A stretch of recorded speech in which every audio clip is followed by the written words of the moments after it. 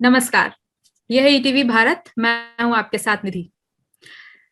गांव की गुमनाम गलियों से निकलकर मुंबई की माया नगरी मुंबई में अपना मुकाम बनाने वाले बॉलीवुड के सिंगर हमारे साथ में हैं।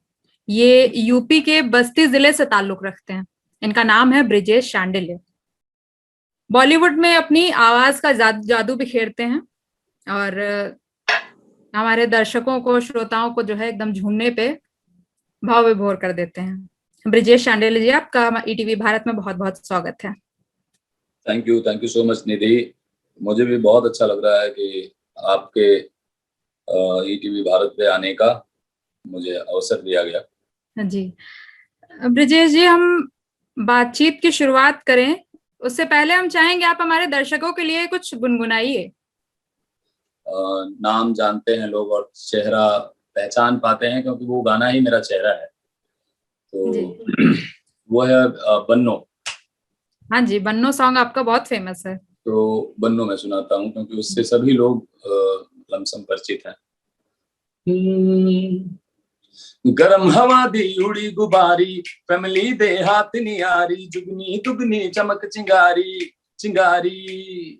मानसून से हल्की भारी, वार्निंग पब्लिक में जारी, आप संभालो जिम्मेदारी दारी दारी। तो बात बात कर दी है, हाथ वात मार दी है, बैठे कभी न बैक सीट, बनो तेरा स्वैगर लागे सेक्सी, बनो तेरा स्वैगर लागे सेक्सी। क्या बात है। Thank you. तो आप यूपी के बस्ती जिले से रहने वाले हैं, एक साधारण परिवेश से बिलोंग करते हैं। बिल्कुल। साधारण परिवार से आपका कोई म्यूजिक बैकग्राउंड भी नहीं है, तो बस्ती से मुंबई तक का सफर जो है आपका आसान तो नहीं होगा। इसके बारे में कुछ बताइए। हाँ, बस्ती से मुंबई तक का सफर आसान नहीं है। ये तो वैसे ही नाम लेते ही पता चल जाता है कि उस छोटे से टाउन का जहां आज भी मतलब तरक्की नाम की चीज नहीं है और एजुकेशन है लेकिन अभी भी वहाँ मिनिमाइज है। हाँ। बहुत बहुत कम है। मुझे बहुत तकलीफ होती है। आज भी उत्तर प्रदेश के सबसे पिछड़े डिस्ट्रिक्ट में आता है मेरा डिस्ट्रिक्ट। सो जहाँ पे एजुकेशन की बहुत सारी प्रॉब्लम है, अवेयर नहीं है लोग, किसी चीज के बारे में जानना चाहते भी हों तो हमें लगता है वहां तक कोई पहुंचता नहीं है जो उन्हें जागरूक करे और उन चीजों से बताए, क्योंकि जो वहां का अच्छा आदमी बनता है और वो फरार हो जाता है, उसके बाद बस्ती का नाम भी नहीं लेगा मुझे लगता है। और हम लोग तो बस्ती से भी नहीं है, विलेज से हैं। हाँ बस्ती से जी। 9 किलोमीटर अंदर दूर हमारा एक गांव है। वो गांव महादेवा गांव है। तो अच्छा। वहां पे भी मतलब बस्ती तो फिर भी चलो एक सिटी है जहाँ से लोग कनेक्ट हैं हर जगह आने जाने को। यहाँ से जो लोग निकलते हैं वो अपना उधर ही घर वर बना के रह जाते हैं। और मैं जॉब वालों की बात कर रहा हूँ। मैं उन्हीं लोगों से पीड़ित होकर अपने यहाँ का बहुत ज्यादा नाम लेता हूँ और नाम के साथ साथ उन लोगों से मुझे लगता है जिन चीजों के लिए उन्हें अवेयर करना होता है, मैं हमेशा कनेक्ट रहता हूँ, गांव जाता हूँ रेगुलरली। और मुझे लगता है कि ये ब्रजेश तो आ गया यहाँ तक, आगे थोड़े दिन और चलेगा, उसके बाद में गायब हो जाएगा। तो गायब होने के पहले और भी ऐसे दशानन खड़े कर दिए जाएं जो कभी खत्म ना हो। सो ये एक फीलिंग्स रहती है कि ब्रजेश मरना नहीं चाहिए, ब्रजेश अलग अलग चेहरों में आते रहे। जी बिल्कुल। ब्रजेश जी, मेरा अगला सवाल आपसे है कि आपको ये गाने का शौक कैसे जगा और कैसे सोचा कि आपने इसको करियर बनाना है। मुझे मैं करियर के बारे में सोचा नहीं था और इस यहाँ तक आऊंगा, बॉलीवुड में आऊंगा, ये भी बिल्कुल नहीं सोचा था। मैं सिर्फ लगभग 19 साल की इस तरह तो मुझे पता ही नहीं था कि मैं गाने में मेरा कुछ है। हाँ। क्योंकि गाते तो सभी हैं, आपको भी बोल दिया जाएगा तो घर पे रहोगे तो आप गा ही दोगे। हाँ, आजकल तो हर कोई गुनगुना लेता है। हाँ, आजकल भी और पहले भी घरेलू तरीके से तो सब लोग गा लेते थे। कोई अगर बोल दिया थोड़ा सा भी कि अरे हाँ ब्रजेश बहुत लेकिन अच्छा गाते हैं, गाओ गाओ, तो घर में हर घर में दो चार लोग ऐसे होते हैं जो लोग लिखने का गाने का इंटरेस्ट रखते ही हैं। बस उनके सुनने सुनाने वाले लोग होने चाहिए, भले वो बेसुरे हों चाहे बेताले हों। सो मुझे पता ही बहुत लेट चला, तो 19-20 की एज में मालूम हुआ। देन मेरे एक मित्र हैं, उन्होंने मुझे याद दिलाया। आज के टाइम में वो बहुत अच्छे राइटर हैं, उनकी नॉवेल वगैरह है। मदारीपुर जंक्शन एक नॉवेल है जो आई हुई है, काफी वायरल है, वाणी पब्लिकेशन से है। तो वो मेरे बहुत अच्छे मित्र हैं, इकलौते मित्र हैं, अजीज हैं। सो उन्होंने मुझे याद दिलाया कि यार तुम में एक एक बात तो है, एक्स फैक्टर है, और वो ये है कि तुम सिंगिंग करते हो। तो याद दिलाने के बाद मुझे लगा यार हाँ ये तो है मेरे पास, मैं कुछ कर सकता हूँ। सो फाइनली मैं सीखने के बारे में सोचा, गाने के बारे में नहीं कि तुरंत अच्छा। गाने लगूं। हीरोपंती नहीं थी, दिमाग पहले से ही जिन चीजों को पाना है पहले उनके लिए आप तैयार हो। जी। हाँ, तो मैंने आपके बारे में ये भी पढ़ा है कि आपने शुरुआत जो है वो क्लासिकल म्यूजिक से की थी।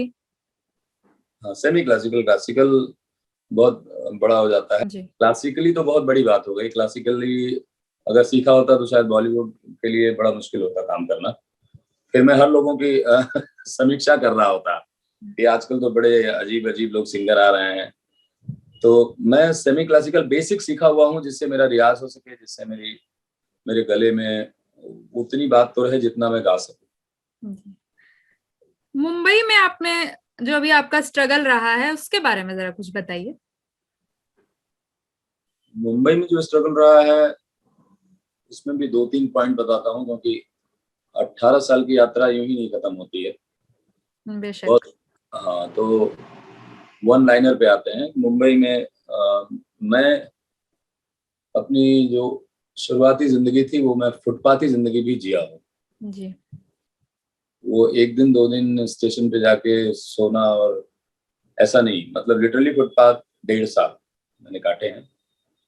और ये कहने में इसलिए अच्छा लगता है कि मतलब फिर अगेन कोई सुने ना तो उसको लगे यार कुछ भी पॉसिबल है, कर सकते हैं। फुटपाथी जिंदगी जस्ट लाइक, मैं भीख तो नहीं मांगता था, लेकिन मेरा सोना इसलिए रोड पे होता था कि किसी के यहाँ जाके बोझ नहीं बनना चाहता था। बस इतनी सी बात है। कहते भी है ना, अगर आपको कुछ मकाम पाना हो, कोई मंजिल पानी है और यहाँ से यहाँ पहुंचना है तो स्ट्रगल तो करना पड़ेगा। संघर्ष करना पड़ेगा। आजकल का संघर्ष तो मुझे लगता है कि उन बच्चों का संघर्ष वहीं पे 50% खत्म हो जाता है जहां पे सारी चीजें आपको पेरेंट्स आपको दे रहा है। पहला ब्रेक आपको कब मिला और कहाँ मिला? 2008 ओए लकी लकी ओए मूवी थी, अभय देओल की, और स्नेहा खानवलकर उसकी म्यूजिक कंपोजर थी, जो गैंग्स ऑफ वासेपुर और बहुत सारी फिल्मों की म्यूजिक कंपोजर रही हैं। तो जी। उन्होंने मुझे ब्रेक दिया था। दिवाकर बनर्जी जी की फिल्म थी वो। तो उन सभी जी। लोगों को थैंक्स हमेशा बोलता हूँ कि एक छोटे शहर से आए हुए लड़के को बुलाना और ये फेथ करना, क्योंकि करोड़ों का फिल्म बनता है, इतने दिनों की सबकी मेहनत होती है, उसमें नए लोगों को मौका मौका देने जैसा ही होता है कि यार ये फेथ कर लेना। कितनी कॉन्फिडेंस की बात है कि चलो कोई बात नहीं है, हम कर लेंगे। सो वो मेरा पहला ब्रेक था। उसमें एक सॉन्ग था हूरियां करके, पहले टाइटल ट्रैक भी गाया था, बट टाइटल ट्रैक मीका पाजी ने गाया फाइनली। और एक दूसरा सॉन्ग था जो मैंने गाया था। तो 2008 में मुझे ब्रेक मिला। जी। चलिए, ब्रेक तो मिल गया, लेकिन फिर भी स्ट्रगल का दौर क्या जारी रहा था? खत्म ही नहीं होगा ना, स्ट्रगल नहीं खत्म होगा कभी भी। और मुझे लगता है उन दिनों का स्ट्रगल अब समझ में आता है कि बल्कि आसान था, सच में आसान था। क्योंकि मिनिमम पैसे में कहीं भी रह लेना, कोई किसी से कोई अपने लाइफस्टाइल की लड़ाई नहीं होती थी, अपने सर्कल ढूंढने की लड़ाई नहीं होती थी, जहां भी खा लेते थे, जहां भी रह लेते थे, कैसे भी मिनिमम पैसे में काम हो जाता था। नाम के होड़ में नहीं थे। आज के जी। टाइम में ऐसा है कि किसी से फाइट तो नहीं है, लेकिन ये लगता है कि अगर हमने इतना कुछ किया है तो चाह एक स्वभाव होता है कि वो काम की और तलाश शुरू कर देता है कि ये तो हो गया, वो तो हो गया, अब कुछ और गाना है, कुछ और गाना है, कुछ कुछ और और। करना है, आगे ये करना है मुझे। हाँ, तो जी। ये स्ट्रगल और बढ़ गया है। और स्ट्रेस लेके नहीं करते हैं, लेकिन ये लगता है प्रेशर लगता है। तो आपका फेमस गाना बन्नो जो आपने गाया है एकदम सुपर डुपर हिट हुआ है ये तो, और लोगों की जुबान पे भी एकदम छाया हुआ है, तो इससे जुड़ी कुछ यादें हैं क्या? इससे जुड़ी दो दो यादें हैं। एक तो इस गाने को तनिष्क बागची एंड वायु, इन दोनों लोगों ने किया था। तो तनिष्क के साथ मेरा 2008 से हमारा एक दूसरे से संबंध बना। डेमो एंड स्क्रैच वगैरह ऐसे गाता था मैं। अच्छा। तो फिर उसमें हम लोग गाते रहते थे कुछ ना कुछ, कहीं ना कहीं सुनाने के लिए, कुछ बड़े प्रोडक्शन कुछ ऐसा होता था। बट लगते लगते लगते लगते लगते आके 2008 से 2015, तो 15 में आके ये गाना होता है। और वायु से हमारी मुलाकात हुई। तनिष्क के पहले मुलाकात पहले से ही थी, वायु बीच में है। फिर आए कुछ काम के थ्रू हम लोग एक दूसरे से मिले, तो दोनों लोग उसकी म्यूजिक कर रहे थे और मुझे बुलाया गया गाने के लिए। तो मैं जैसे हमेशा जाता था वैसे ही गया, गाया। और उस समय जब गाना था ना, तो स्टूडियो में बारिश बहुत ज्यादा हुई थी और सीलन सा कुछ आ गया था, जो जिसकी वजह से उसके पेपर्स और कुछ ये सब प्रॉब्लम हो रहे थे। तो स्टूडियो से बाहर माइक वाइक एक कमरे में रखा हुआ था।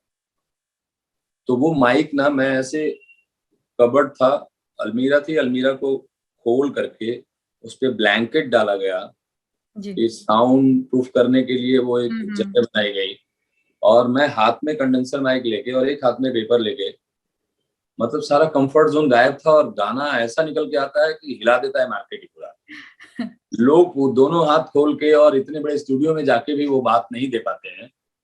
बट मुझे लगता है कि समझ में आया कि गाना आपके गले से या आपके बॉडी से नहीं होती है, गाना आपके सोल से होता है।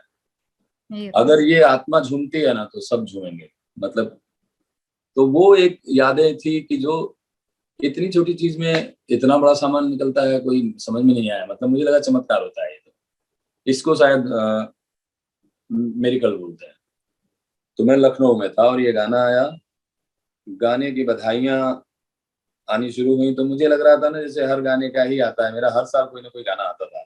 2008 के बाद लगातार मैं गाता रहा, हर साल किसी न किसी हिट गाना आना जरूरी था, वो हिट बनना था। तो मैं एकदम से, मुझे बधाई बधाई आ रही थी, तो मुझे लग रहा था कि ये भी वैसे ही और गानों की तरह ही है, लोग बधाई बधाई दे रहे हैं, तो ठीक है, एक्सेप्ट है। बट वो कहाँ है जो मुझे चाहिए। ये गाना, दिन बीता दूसरा दिन आया, गाना मतलब मुझे लोगों की बधाइयां कुछ ज्यादा ही टाइप के आ रहे थे। घर गांव से भी बधाई आने शुरू हो गए थे। तब मुझे लगा अरे बाप रे, मामला थोड़ा आगे जा रहा है क्या ये। 3 दिन में गाना एकदम लिटरली वायरल हो गया था। ऊपर वाले को धन्यवाद दिया कि मतलब थैंक यू सो मच कि ऐसा कोई गाना भी आपने मेरी लाइफ में डाला जिसकी प्रतीक्षा थी मुझे कि वो आए। और जिस बात के लिए कोई एक गाना तो ऐसा हो जिसके लिए ब्रिजेश को भी जाना जाए, उससे आगे कोई कोई चीज नहीं मांग रहा था। और वो जैसे पूरा हुआ ना, मैंने बोला अब हो गया, मेरा जीवन सफल है। अब काम मेरे मेहनत पे है कि मैं कितना करना है, कैसे करना है, करते जाऊंगा। फास्टेस्ट हनुमान चालीसा का रिकॉर्ड बनाया है आपने। 4 मिनट 19 सेकेंड में जो है आपने हनुमान चालीसा पूरी पढ़ी है। तो बॉलीवुड में सिंगिंग करते हुए और उसके बाद ये भक्ति भाव की तरफ ध्यान कैसे आया कि मुझे ये भी, ऐसा क्यों लगा कि मुझे ये भी गाना चाहिए? नहीं, ऐसा बोलना मुनासिब नहीं होगा कि बॉलीवुड भक्ति भाव में ध्यान नहीं देता है। और बॉलीवुड में आज के टाइम में जितने बड़े सिंगर्स हैं वो भक्ति भाव से तो आए हुए हैं, सारे जगराते वाले लोग हैं। जी। आपको पता होगा, आप अगर तो काफी कुछ कर रही हैं, लोगों का इंटरव्यू ले रही हैं। सोनू जी हैं, सोनू जी खुद जगराते से आए हुए हैं। सुनिधि जी हैं, सुनिधि खुद जगराते से आई है। नेहा कक्कड़ आज के टाइम में जिनका तांडव ही चल रहा है, सभी लोग देख रहे हैं, तो वो भी यहीं से आई हुई हैं। बहुत सारे लोग हैं। तो भजन भाव ये छूटा नहीं होता है। जब जैसा फेज रहता है वैसा ही करते हो आप, कि अभी जो चल रहा है चलता जा रहा है। लेकिन वेरिएशन इसी को तो बोलते हैं कि आप जब काम कर रहे होते हैं तो बहुत सारे तरह के काम आते हैं और फाइनली गाना ही गाना है ना, उसको हम अलग से कोई चमत्कार करने वाले के लिए थोड़ी ना निकले हैं, या फिर हमें भगवान से अब मांगना है कुछ कि हे प्रभु अब बचाओ हमें, ऐसा बिल्कुल नहीं है। तो हमें तो गाना ही गाना है। आप कोई भजन गवा लो, चाहे कीर्तन करवा लो, और चाहे वो बॉलीवुड का कोई गाना दे दो, तमिल तेलुगु तक अगर हम गा रहे हैं तो वो हमारा मामला थोड़ी ना था। बट मुझे नहीं मालूम था कि वो काम भी इस स्तर पे निकल के आएगा कि वो आजीवन बड़ा बना के चला जाएगा। मतलब हाँ, इसको बहुत बहुत लोगों ने पसंद किया है, मिलियंस में व्यूज हैं इसके। हाँ, ये एक बार ऑलरेडी आके उस समय लगभग 80 मिलियन क्रॉस कर गया था। सो यूट्यूब से चैनल से कुछ प्रॉब्लम उस कंपनी की हुई थी, जो जिस कंपनी के थ्रू वो निकला था, तो वो बंद करना पड़ा। फिर बंद करके अभी डाला गया है, जो 13-14 महीने पहले डाला गया है, आप देखेंगे तो फिर से वो 70 मिलियन लमसम हो गया है। हाँ जी। और बहुत सारे लोग सुन रहे हैं, तो 80 मिलियन पहले और 70 ये, तो आप सोचो ना कितना हो रहा है। तो ऑलरेडी बहुत बहुत ही सुन रहे हैं उसको, और उन्हीं लोगों का प्यार है जो मुझे फिर दोबारा मुझे लगा कि यार ईश्वर के काम जो है वो हमें भूलना नहीं चाहिए। उनका जो आपके काम करने के समय में ही आप बिजी किस बात के लिए होते हैं, मुझे लगता है आप बिजी पर्सन इसीलिए तो बोले जाते हैं कि सबका ख्याल रख लेते हैं। अगर आप एक काम में बिजी हो, आप अपनी जॉब में ही खाली बिजी हो और किसी का ख्याल नहीं रख पाते हो, तो मुझे लगता है आप बिजी नहीं हो, फिर आप सिर्फ अपनी नौकरी बजा रहे हो और अपनी सुरक्षा के सामान ढूंढ रहे हैं। बिजी आप इसी बात के लिए होने चाहिए कि आप मिनिमम समय दीजिए, लेकिन हर एक चीज को समझिए, तो आपको उस वक्त वो सारी चीजें बहुत काम आती हैं। और मैंने जो हनुमान अष्टकम भी गाए, बजरंग बाण भी गाए, जी। और महाकाल भैरव अष्टकम जो मैंने गाया है वो टोटली संस्कृत है और इतना आड़ा टेढ़ा है, उसको उच्चारण इस तरह से करके गाना कि आदमी सुने तो लिख ले। उसके लिए उसको लिरिक्स संस्कृत का मंत्र वो सर्च नहीं करना पड़ेगा। तो आपका कोई नया भजन रिलीज हो रहा है क्या अभी? कुछ इस बारे में बताएं। जस्ट अब भी किया मैंने, क्योंकि मुझे बहुत ज्यादा लोगों का मैसेज आ रहा था अच्छा। कि प्लीज आप सुंदरकांड भी करें। और हमें बहुत अच्छा लगता है आपका एनर्जी जो होता है वो बहुत अच्छा लगता है हमें। लोग गाते हैं तो भजन बना देते हैं, आप गाते हैं तो उसको एकदम लगता है कि वो भाग रहा है मामला। बहुत ही ऊर्जावान भजन लगते हैं कि सुन के गाड़ी में भी सुनने का मन होता है, और ज्यादा से ज्यादा इसको सुनने वाले गाड़ी में है। कितने लोग तो ऐसे हैं जो तीनों ये बजरंग बाण, हनुमान अष्टकम और हनुमान चालीसा, वो चालीसा। तीनों सुनते हैं लोग। क्योंकि मैं तो मैसेज जाके देखता हूँ हनुमान चालीसा के नीचे, पगलाया रहता हूँ कि ओ माय गॉड। वो लोग सीधे बोलते हैं, मतलब एमबीए का मेरा एग्जाम होने वाला है, ये हनुमान जी प्लीज ठीक करा दो, आप ऐसा करवा दोगे तो मैं ये करूंगा, आप वो करूंगा। मतलब लिटरली अपने मन की बात वहां लिखते हैं लोग। तो ये सुन के ऐसा लगता है कि यार ईश्वर में जिसकी आस्था है वो गलत नहीं है। बोलना भूल गया था कि मेरा अब भी सुंदरकांड मैंने वो रिलीज किया। अच्छा। तो जी।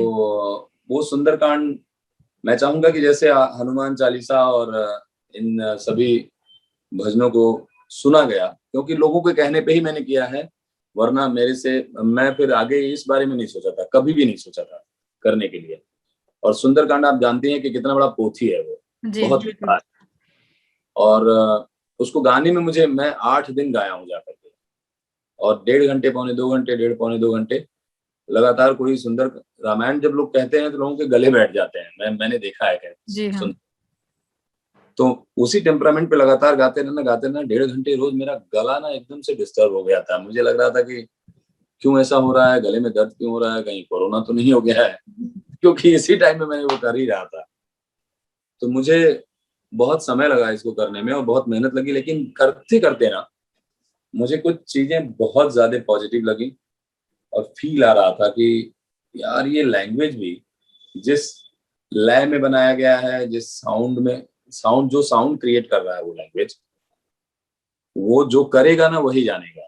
जी, मैं ब्रजेश जी, मेरा अगला सवाल आपसे ये है कि आप अपना आइडियल किससे मानते हैं?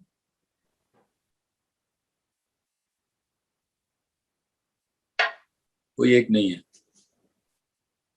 बहुत सारे लोग हैं। और कुछ बताएं एक आध ना।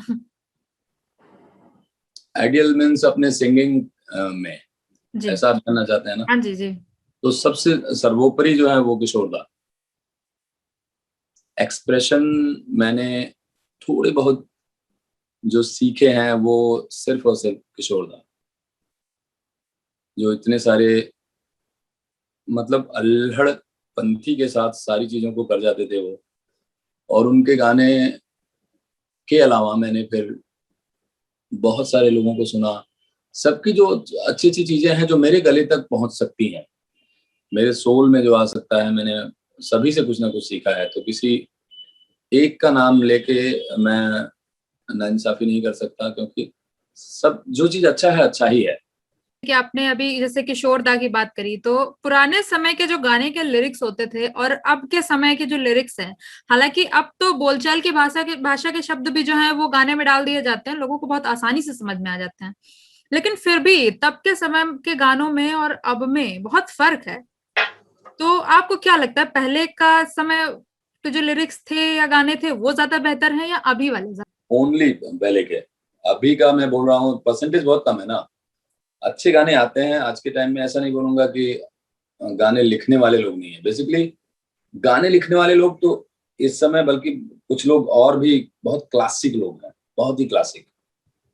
पोएट्री का तो एक चलन आया है, बहुत मुझे अच्छा लगता है कि पोएट्री किस तरह से यूट्यूब और डिजिटल चैनल पे या और हर जगह कितना वायरल हो रहा है। आप देख रहे हैं सब बहुत क्या यूथ तो आजकल पोएट्रीज बहुत लिख रहा है, बहुत पसंद कर रहा है। बहुत पसंद भी कर रहा है। बहुत अच्छा लगा मुझे कि इस समय में जीने का कोई ये वो रास्ता मिला जिसको 4 लाइनें पढ़ने से, 4 लाइनें सुनने से आपका लाइफ में ना पता नहीं कितने संघर्ष से बाहर आप निकलते हैं, कितनी जगह आपको एनर्जी आ जाती है कि अरे यार बिल्कुल सच है, मैं भी कर लूंगा।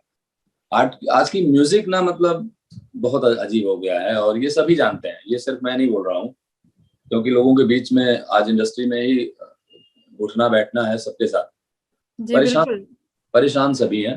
म्यूजिक जो कर रहे हैं वो भी परेशान हैं, जो गा रहे हैं वो भी। नदीम श्रवण जी और जतिन ललित जी, ये लोग जो काम किया, अनु मलिक जी हैं, उस वक्त में भी बहुत अच्छे काम हुए हैं जो लोगों को याद है। जी 90s का जो दौर था, बहुत ही इजी और बहुत अच्छी मेलोडियस, मतलब जी जिसको बिल्कुल समझने के लिए आदमी को बहुत दिमाग नहीं लगाना नहीं पड़ता। लगाना पड़ता। लेकिन वो जिस तरह से उसे प्रेजेंट किया जाता था, म्यूजिक बहुत अच्छी होती थी। म्यूजिक बिल्कुल हमारी एक्चुअली भारतीय संस्कृति से जुड़ी हुई थी, और साथ ही साथ मतलब म्यूजिक एक तबला ढोल भी बज रहा है तो आदमी मुंह से बजा के गाने लगता था कि यार ऐसा होता था। और कुछ भी हो रहा है उसमें, अगर वेस्टर्न भी आ रहा है तो वेस्टर्न तम्मा तम्मा लोगे तम्मा, आज का गाना थोड़ी ना है, लेकिन उसके म्यूजिक को दिग दिग दादा दादा दिग दिग दादा दादा दिग दिग, मतलब आदमी मुंह में बजा सकता है वो। और वो ना बजाए तो गाना ही नहीं गाया। तम्मा तम्मा लोगे तारारारा तारारा ता ता ता तारारारा, ये सब मतलब क्लीन बनता था। म्यूजिक में सिर्फ गाना नहीं कंपोज किया जाता था, म्यूजिक भी कंपोज की जाती थी, जिसको बिल्कुल। हम याद रखते हैं कि ये सब पार्ट आना चाहिए कि अकेले हैं चले आओ कहाँ हो। फिर अब उसके बाद सेक्सोफोन पार्ट जो आता है वो सभी का तररररा, तरररा, तरररा, आदमी गुनगुना के ही लगता है फिर गाने के लिए। बट अभी वो सब नहीं है, बहुत तकलीफदायक बात है ये। कोरोना काल चल रहा है, तो कोरोना काल में फर्क तो सभी पे पड़ा है, क्या मजदूर वर्ग हो क्या अमीर वर्ग हो, सब पे बराबर का फर्क पड़ा है। तो क्या आप पे भी कोई असर पड़ा है इसका? पूरे 1 साल से फर्क ही पड़ता जा रहा है, धीरे धीरे 15-16 महीने हो गए जी बिल्कुल। और प्रॉपर फर्क पड़ रहा है। इससे सभी आर्टिस्ट परेशान हैं, हर आम नागरिक परेशान है। मैं नागरिक ही समझता हूँ खुद को। आर्टिस्ट बोलने से ऐसा लगता है कि हमारी दुनिया बड़ी अलग हो गई। आप आर्टिस्ट वहां पे होते हो जहां जाते हो गाने के लिए, बाकी टाइम तो आप आम नागरिक ही हो। बिल्कुल और लोग खास करके कि जब पूरा वातावरण ही गड़बड़ होना और दुखी हो, तो आप थोड़े सुखी भी होंगे ना तो भी बेकार है आपका सुखी होना। आपने मान लीजिए अपने आपका मंथली खर्च चल जा रहा है, आप अच्छे से गाड़ी में घूम ही ले रहे हो, आप आपकी चीजें आपको उपलब्ध हो जा रही हैं, लेकिन उससे कोई फर्क नहीं पड़ता है मुझे। मैं हमेशा, मेरा एक प्रे रहता है कि जब भी मैं नहा लेता हूँ, कोई मॉर्निंग नहीं है मेरी, जब मेरा मूड होता है तो मैं नहाता ही हूँ, और नहा लिया तो फिर मेरा एक ही प्रे रहता है कि सबको खुश रखो। अपने लिए मांगने में शर्म आती है मुझे, मतलब ऐसा लगता है कि सब तो मिल रहा है, और कर्मा आपका अच्छा हो तो सब मिलेगा। बिल्कुल। तो इर्द गिर्द सारे माहौल ना अच्छे चाहिए, तो मैं ज्यादा दुखी अपने आ, कमाई नहीं होने या होने से नहीं हूँ। ज्यादा दुखी ये हूँ कि जो चल रहा है ना, कि उसको ईश्वर से प्रे कर रहा हूँ कि प्लीज कुछ मैजिक करो, बंद कर दो। अब तो खत्म होना चाहिए। खत्म बिल्कुल होना चाहिए। और जहां से भी आया, जैसे भी आया, मुझे दुश्मनी उनसे भी नहीं है। मुझे लगता है कि कोई ना कोई माध्यम चुन के ये पनिशमेंट किया जाता है, तो पनिशमेंट ही मिल रहा है लोगों को, लेकिन इसमें बहुत सारे लोग जूझ रहे हैं। बिल्कुल। कितने लोग निकल लिए, पता ही नहीं चला कारण क्या है, और सिर्फ उसका कारण एक ही था, आर्थिक तंगी और भूखमरी। ऊपर से आप बीमार हो जा रहे हैं, तो उसमें भी आज के टाइम में जो माहौल चल रहा है ना, सपोर्ट नहीं चल रहा है। मैं बोलूंगा सपोर्ट अगेन 10% लोग कर रहे होंगे, 90% लोग बहुत बहुत ही शोषण कर रहे हैं लोगों का। और वो हर तरह के लोगों की बात कर रहा हूँ, आसपास रहने वाले लोग भी ना दिमाग से। जी, चलते चलते एक आखिरी सवाल आपसे करना चाहेंगे कि आप अपने फैंस और जो अपकमिंग सिंगर्स हैं उनको कुछ मैसेज देना चाहेंगे? उनको मैसेजेस ऑलरेडी वो लोग खुद यूट्यूब और गूगल से सर्च करके ले लेते हैं जो लेना रहता है। बट मुझे अगर कुछ कहना है, मेरे अपने इर्द गिर्द जो लोग हैं, उन लोगों को ये कहना है कि सबसे पहला काम की म्यूजिक थोड़ा सा लर्न करें। थोड़ा रागों के लक्षण तक तो जान जाइए कि मतलब क्या होता है, कौन कौन से स्वर लगते हैं, तो उससे आपको क्या होगा कि आपका आपकी म्यूजिक वाली बुद्धि का विकास हो जाएगा थोड़ा। बाकी बुद्धि तो ईश्वर का दिया हुआ है। और दूसरा कि कॉपी मत करिए किसी का। किसी को की प्रेरणा लेके आप यहाँ तक आ सकते हो, किसी से इंस्पायर हो सकते हो, बट उसके जैसा होगे तो आपका धंधा बंद हो जाएगा। और फाइनली जिस चीज में इतना समय आप देते हो, उसमें प्योरिटी के साथ कुछ करो ना, अपनी चीजें लेके आओ, अपने तरीके से करो। और जब तक अ, गाने जिनके सुन रहे हो उनको सीखने के लिए सुनो, लेकिन उन्हें फॉलो मत करो। ब्रजेश जी, आप बॉलीवुड जगत में यूपी का बहुत नाम रोशन कर रहे हैं, तो ईटीवी भारत की तरफ से आपको बहुत बहुत शुभकामनाएं। बस चलते चलते आप 4 लाइनें कुछ गुनगुना दें तो बेहतरीन होगा। या श्योर, मैं एक गाना मुझे बहुत पसंद है, अपने गाने के अलावा मैं वो गाता हूँ। बिल्कुल।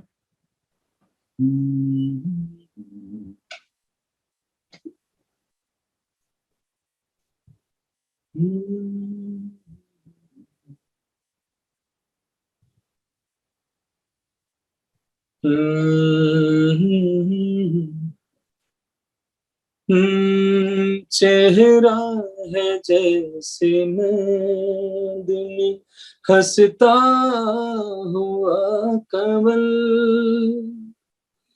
या जिंदगी के साज पे छेड़ी हुई गजल,